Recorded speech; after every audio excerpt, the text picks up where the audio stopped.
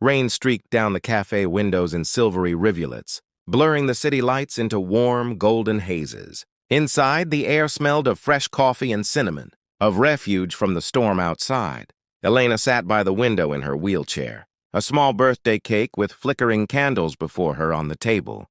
She was 28 today, though sometimes she felt much older. Her long, wavy blonde hair fell past her shoulders, and she wore a soft yellow dress she'd chosen especially for today. She'd wanted to feel pretty, even if she was celebrating alone. She stared at the cake, at the little candles dancing in the dim light, and tried not to think about how her father had forgotten. Again. Michael. Donovan was a busy man, CEO of a tech company that demanded everything from him. She understood.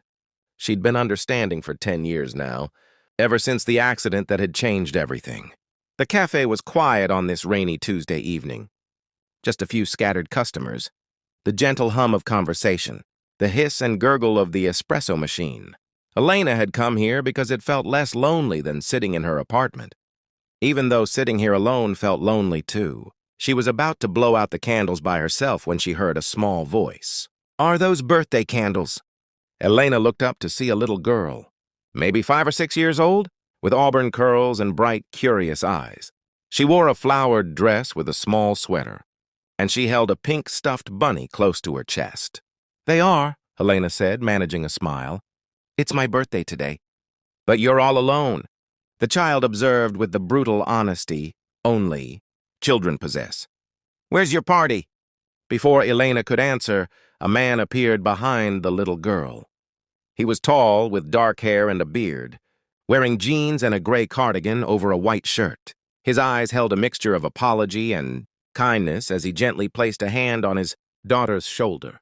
"Sophie, sweetheart, we shouldn't interrupt," he said softly. But he was looking at Elena with genuine concern. He seemed to take in the situation with understanding. The solitary birthday celebration, the wheelchair, the candles still burning. "But Daddy, she's all alone on her birthday," Sophie protested. "That's the saddest thing ever." The man, whose name was Daniel Chen, met Elena's eyes. In that moment, something passed between them. An unspoken recognition of loneliness, of life not quite turning out as planned. "Can we join you?" Daniel asked simply. "If you'd like the company, that is. No pressure. But nobody should be alone on their birthday." Elena felt something catch in her throat. She'd been alone for so long now, not just physically, but emotionally. People saw the wheelchair first, always the wheelchair. They saw what she couldn't do instead of who she was. "I'd like that," she said quietly. "I'd like that very much." Daniel and Sophie settled at the table. Sophie immediately launched into an animated explanation of why birthdays were the most important days in the whole world, while Daniel ordered hot chocolate for Sophie and coffee for himself, asking Elena if she'd like anything. "Make a wish," Sophie urged, pointing at the candles. "A really good one." Elena closed her eyes. For the first time in years, she let herself wish for something beyond just getting through another day. She wished for connection, for understanding, for someone to see her as Elena, not as the girl in the wheelchair. She blew out the candles. Sophie clapped with delight. "I'm Daniel," the man said, extending his hand. "And this whirlwind is my daughter, Sophie." "Elena," she replied, shaking his hand. His grip was warm, gentle, but firm. They shared the cake, Sophie chattering away about her day at kindergarten, about her bunny Mr. Whiskers, about how her daddy made the best pancakes but always burned the edges. Daniel occasionally interjected with fond corrections or gentle guidance when Sophie's enthusiasm got ahead of her manners. "It's just the two of us," Daniel explained at one point, his voice carrying old sadness worn smooth by time. "Her mother passed away when Sophie was 2. Cancer. It's been just us figuring things out together ever since." "I'm so sorry," Elena said and meant it. "We have good days and hard days," Daniel said, watching his daughter with unmistakable love. "But we have each other.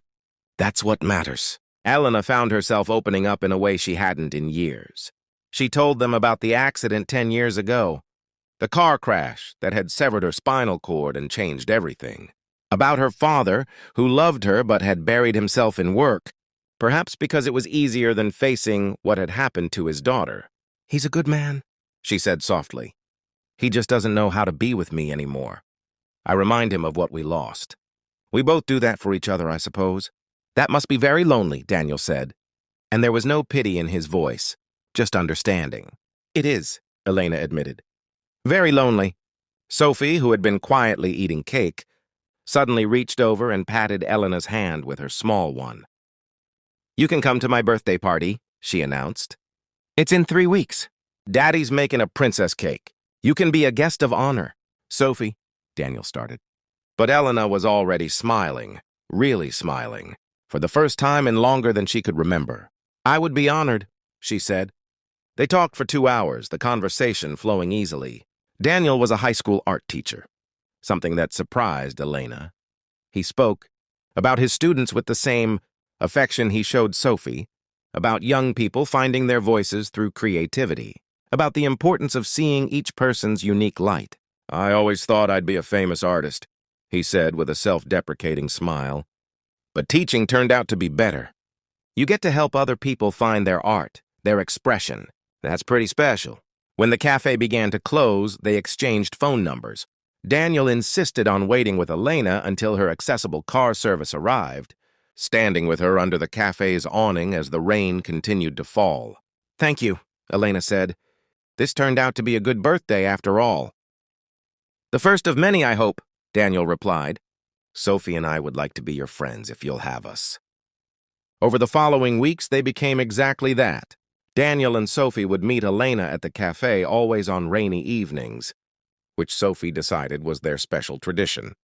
They'd share desserts and stories, and Sophie would show Elena her latest drawings or tell elaborate stories about Mr. Whisker's adventures. Daniel and Elena discovered shared loves of old movies and poetry, of quiet mornings and meaningful conversations. He never treated her wheelchair as an obstacle or a defining characteristic.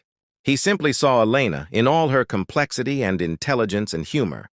One evening, about 2 months after that first birthday, Elena's father appeared at the cafe.